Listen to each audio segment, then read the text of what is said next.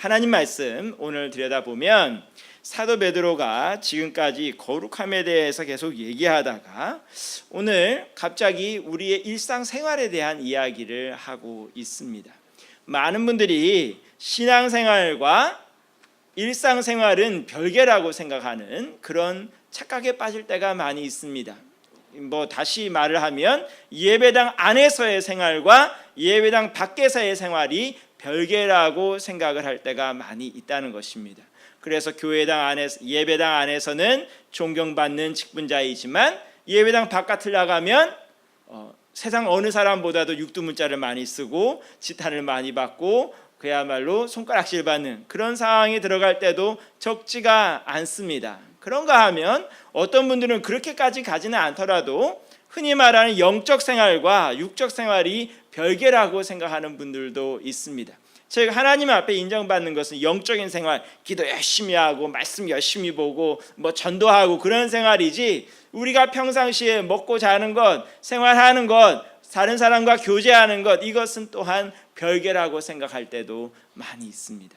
그러나 하나님께서는 예배당 안에서만의 하나님이 아니고 예배당 밖에서의 하나님이시기도 하다는 것, 우리는 항상 기억해야 한다는 뜻입니다. 사도 베드로는 계속 처음부터 거룩함에 대해서 얘기하면서도 오늘 와서는 특별히 착한 행실, 선한 행실에 대해서 강조하는 이유가 바로 거기에 있습니다. 그런데 오늘 이야기들은 특별히 13절 이하를 읽게 되면은 적지 않은 혼선에 빠질 수도 있습니다. 왜냐하면 우리나라에서도 또 세계의 다른 나라에서도 독재자들이 주로 즐겨 봤다기보단 즐겨 사용하던 성경 구절이 바로 13절 이하의 성경 구절이기 때문입니다. 왜 그럴까요?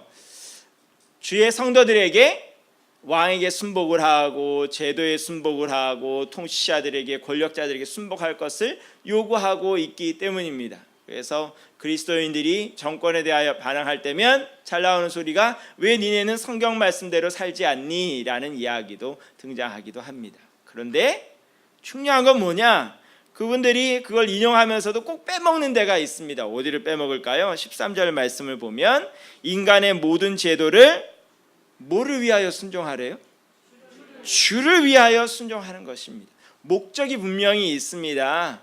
권력에 어쩔 수 없어서 굴복하는 것이 아니고, 제도에 어쩔 수 없어서 순복하는 것이 아니고, 주를 위하여, 복음을 위하여, 하나님께서 기뻐하신 일을 하기 위하여 순복하고 따라가고 어떻게 보면 동참해 주는 것입니다. 중요한 차이가 생긴다 이 소리입니다. 주를 위한다는 말에 위배될 때, 즉 하나님의 뜻과 정면으로 위배될 때는 아무리 나라의 법률이 어떻고 제도가 어떻고 정권이 어떻더라도 거기에 함부로 딸려갈 수가 없습니다. 이것이 분명하지 않았을 때 베드로 전서를 읽는 사람뿐만 아니라 우리들도 심각한 혼선에 들어갈 수밖에 없습니다. 베드로 전서를 쓸 당시에 그 당시에 정권, 왕은 다 어디에 관계된 사람들이에요? 로마 황제에게 관계된 사람들입니다. 로마 황제가 예수님 잘 믿었을까요? 믿지 않았을까요? 잘 안 믿었지요. 잘 안 믿는 정도가 아니고 엄청나게 핍박을 하고 수많은 그리스도인들이 로마 황제의 치하에서 죽어갔습니다. 그럼에도 불구하고 그 제도에 순복해 주는 이유는 로마 황제가 이뻐서가 아닙니다. 주의 복음이 방해를 받지 않게 하기 위해서, 주의 복음이 전파되게 하기 위해서 어떻게 보면 따라가 주는 것입니다. 중요한 차이가 생긴다는 것입니다. 오늘 그런 의미에서 우리는 선한 행실에 대해서 관심을 기울일 필요가 있습니다. 그리스도인들이 아무리 신앙생활 잘한다 그러고 주 앞에 기도 열심히 한다 하지만 그 삶 가운데 선한 행실의 열매가 맺히지 않을 때는 주님 앞에서도 심각한 질책을 받을 준비를 해야 합니다. 이 얘기는 사도 베드로의 얘기일 뿐만 아니라 주 예수 그리스도의 얘기이기도 하기 때문입니다. 여러분들이 잘 아는 마태복음 5장을 보게 되면 거기에 팔복이 나오고 그 뒤에 나오는 얘기 중에 하나가 빛과 소금에 대한 이야기가 등장하고 산이의 동네에 대한 이야기가 등장합니다. 거기서 예수님께서 그 빛과 소금 또 산위의 동네에 대한 결론을 어떻게 내시느냐 하면, 이같이 너희의 빛이 사람 앞에 비치게 하여 그들로 너희 착한 행실을 보고 하늘에 계신 너희 아버지께 영광을 돌리게 하라라고 말씀을 하고 있기 때문입니다. 우리는 오늘도 빛과 소금이라고 할 때에는 착한 행실을 보여줄 책임과 의무가 있는 것입니다. 뭐를 위해서?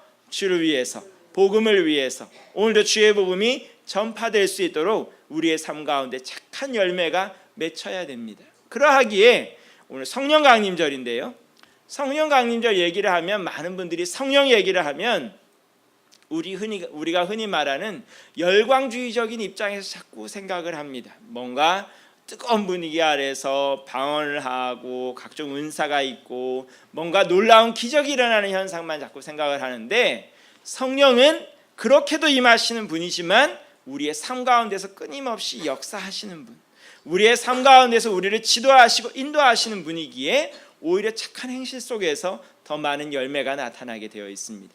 그래서 성령의 9가지 열매를 얘기할 때도 거기에는 방언도 없고 예언도 없습니다. 오히려 열매를 얘기할 때 뭐가 나와요?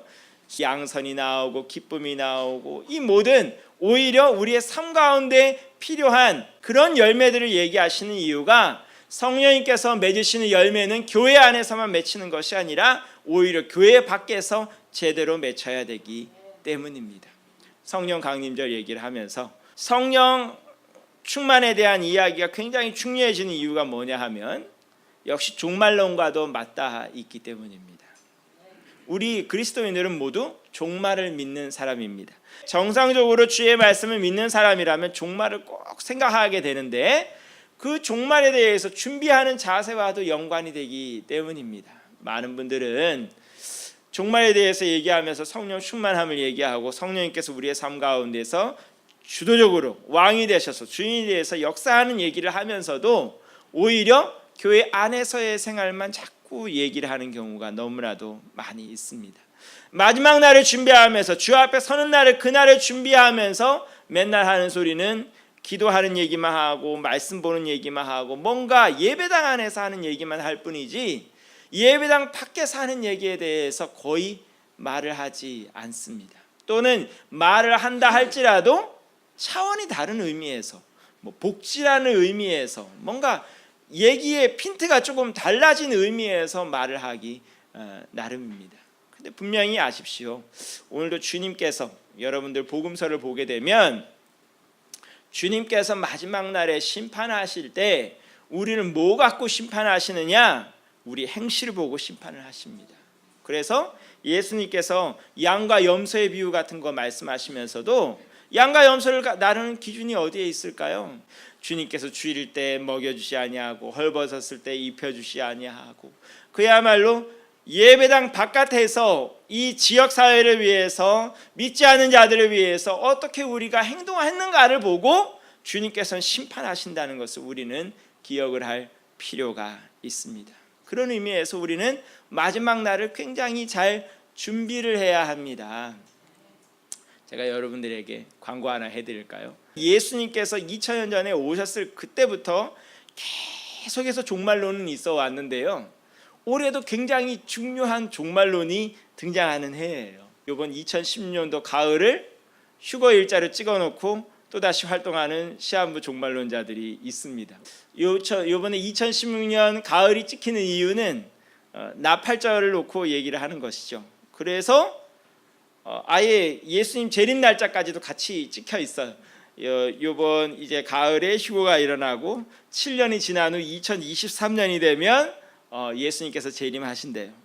이미 일정까지도 어떻게 이렇게 빡빡하게 날짜까지 찍어가지고 어떻게 이렇게 정리해 놨는지 제가 보면서 감탄을 했어요. 진짜 연구는 엄청나게 많이 했구나.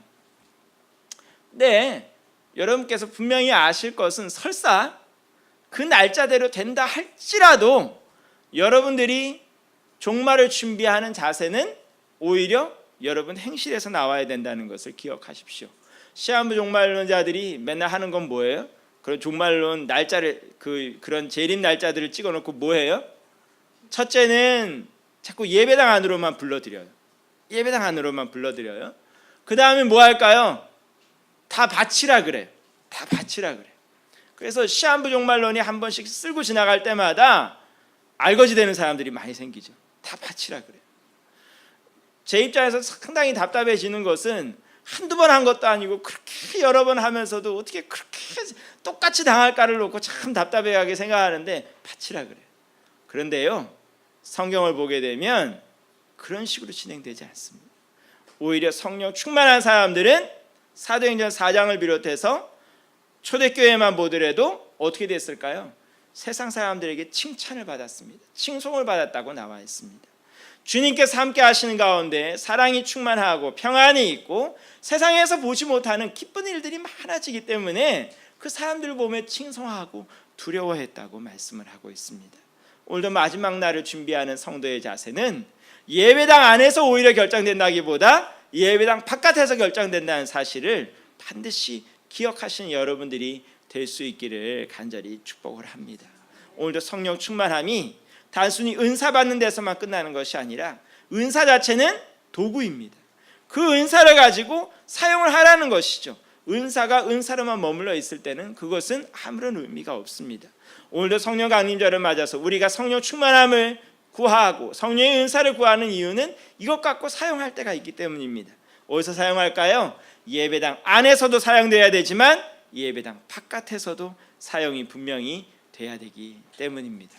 오늘 말씀을 마치면서 제가 최근에 본 한 가지 재밌는 것을 놓고, 재밌다기보다는 사실은 가슴 아픈 얘기인데 그 한 가지를 놓고 오늘 말씀을 맺고자 합니다. 최근에 저희 교회 주변에 제가 좀 돌아다니다가 갑자기 트럭에서 막 이런 광고 얘기가 나와요.